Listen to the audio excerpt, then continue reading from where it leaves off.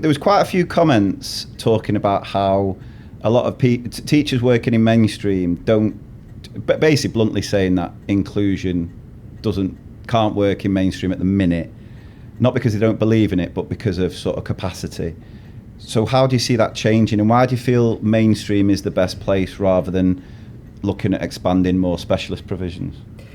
So we are investing more in creating specialist places. Many of those will be specialist places within mainstream. So those inclusion bases that allow for children to spend some of their time with their friends in mainstream classes, or, you know, for example, taking part in lunchtime activity or assemblies, depending on the needs of the child and what's right for them. But then also having that specialist support too. And we are creating more specialist places standalone where they're needed. And, you know, the specialist sector's got a really important role to play in supporting mainstream colleagues and in spreading that expertise. Yeah.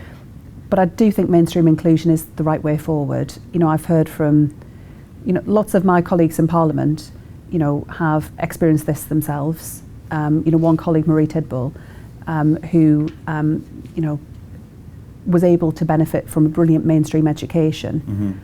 But, you know, someone like David Blunkett, one of my predecessors as the Secretary of State, because of his visual impairment, it was determined at that point, many, many years ago, that he should be sent away from his family into a boarding school far from home, which is unthinkable nowadays. Yeah.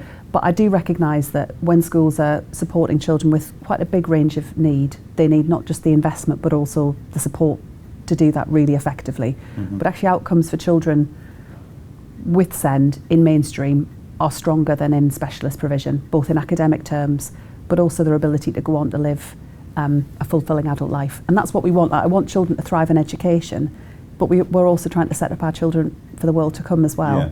And many children with SEND will need extra help along the way, but with the right support, and I've seen some inclusion bases that do this incredibly well.